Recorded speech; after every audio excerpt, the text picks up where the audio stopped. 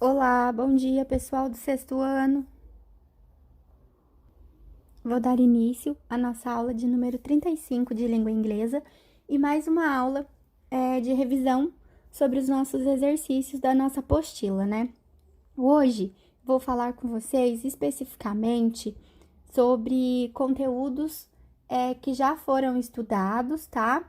Mas que vocês precisarão de um direcionamento para completar os exercícios.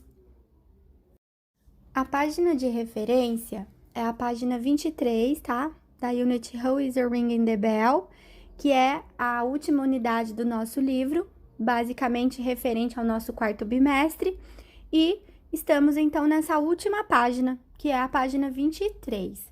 Podem localizar a apostila de vocês nessa página, e aí eu vou explicando o que vocês precisam fazer em cada um desses exercícios. Continuando essa revisão, agora eu vou falar para vocês um pouco, né, sobre o uso de how many e how much, tá? Lembrando que how many é usado com substantivos contáveis em inglês e how much com substantivos incontáveis, certo? Então, por exemplo, toda vez que você quer perguntar para a pessoa quantos livros ela tem, por exemplo, você usa how many books do you have, né? Quantos livros você tem? Porque livro é um substantivo contável, ele tem a forma plural, né? Book, books, tá? Então, essa é a diferença. E já o how much, você usa quando você quer perguntar, por exemplo, how much coffee do you drink every day? Quantos de café você toma todos os dias, né? Você toma muito café ou pouco café? Nesse caso, você não pode responder que você toma um café, dois cafés, porque o café ele é um substantivo incontável, você não conta, tá? Agora, existe sim os quantificadores, né? Que você pode acrescentar uma xícara de café, tá? Aí seria diferente. Aí você pode falar, eu bebo 3 xícaras de café. Aí é diferente, porque você tá contando aí a quantidade em xícaras, tá? Igual o caso da colher, né? Que eu já expliquei para vocês. Mas no caso de uma pergunta geral, você pergunta apenas how much coffee do you drink every day? How much juice do you drink every day? How much water do you drink every day, né? Quantos de água você bebe? Quantos de suco você toma, você bebe? Então, nesse sentido de substantivo incontável que você não consegue contar, você vai usar sempre o how much, tá? Também ensinei vocês que how much pode ser usado para perguntar sobre o preço, né? De algumas coisas. Por exemplo, você está numa loja e você quer saber o preço de um vestido, por exemplo, né? Aí você usaria how much is this dress? Quanto custa este vestido, né? Você também usa how much para isso, de perguntar o preço em inglês, tá? E agora tem uma revisão sobre o uso do verbo dare to be na língua inglesa. Lembrando vocês que o dare to be é o verbo ter no sentido de existir. E aí eu uso o there is para singular e o there are para plural. Nesse caso, eu posso usar tanto na forma afirmativa, negativa e interrogativa. Só que o foco aqui da explicação será a forma interrogativa, né? Onde já ensinei vocês que precisamos colocar o is no início da pergunta e o are no início da pergunta, tá? E nesse caso, fica, então, is there a book in your school bag? Are there pens in your school bag? Traduzindo, então, temos as seguintes perguntas, né? Tem caneta na sua mochila, né? Tem canetas na sua mochila? Então, o que muda aí é o singular e o plural, né? Is there a pen? Are there pens, tá? Usando o there to be em inglês. E como eu fiz aqui essa revisão, né, do how many, contexto de uso do how many, contexto de uso do how much, que são dois, e também o uso do dare to be, que é o verbo ter no sentido de existência, né, de existir, não de posse, mas que tem algo em algum lugar, por exemplo, ou tem alguma coisa sobre a mesa ou na mochila. Então, considerando todo esse contexto, nós temos o exercício 21 da página 23, tá? Da mesma unit que falei para vocês, que é a última unit do nosso book, Who is Ringing the Bell, tá? E aí, vocês irão, então, dar respostas pessoais a essas perguntas que aparecem na página 23 do exercício 21. Então, nós temos as seguintes questions, né? How many boys are there in your classroom? Tá? Perguntas usando aí how many, né? How many girls are there in your classroom? E depois nós temos perguntas também usando já diretamente o there to be, né? Is there a book in your school bag? Que é o caso do exemplo que coloquei aqui no vídeo. Então, vocês vão dar respostas pessoais, tá? Baseadas aí nessas perguntas e no contexto gramatical já estudado nas outras unidades do nosso livro, tá? Muito simples esse exercício, tá? Aí tem que lembrar que temos as short answers, né? Respostas curtas, que nós chamamos, né? Uma espécie de respostas curtas, sim ou não. E também tem as respostas corretas, né? Precedidas de yes or no e acrescentando aí o restante das palavras.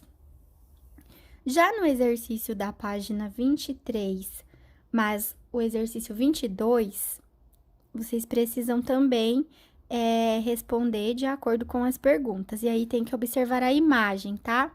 Então, vocês vão verificar direitinho a imagem para ver se a resposta é positiva ou negativa, usando aí o there to be também. Por outro lado, o último exercício, né, o de número 23, também da página 23, ele já é um exercício mais voltado para o nosso quarto bimestre, tá? Porque ele já é um exercício do tempo verbal present continuous. O que vocês irão fazer? Observar os verbos que estão no parênteses, tá? Eles estão no infinitivo, tá? Não estão com a partícula to, mas estão no infinitivo. Na hora de acrescentá-los às frases, vocês precisam lembrar do uso do verbo to be e do ing no verbo principal. Para isso, eu vou retomar com vocês aqui fazendo um present continuous review, tá? Uma revisão desse tempo verbal em inglês. Então, eu pergunto, para que usamos o present continuous tense, né? O presente contínuo em inglês, ele é considerado um tempo composto, tá? Ele é usado, né? É um tempo progressivo. Ele é usado para falar sobre ações que estão acontecendo, né? Ocorrendo, que é um sinônimo, no momento da fala.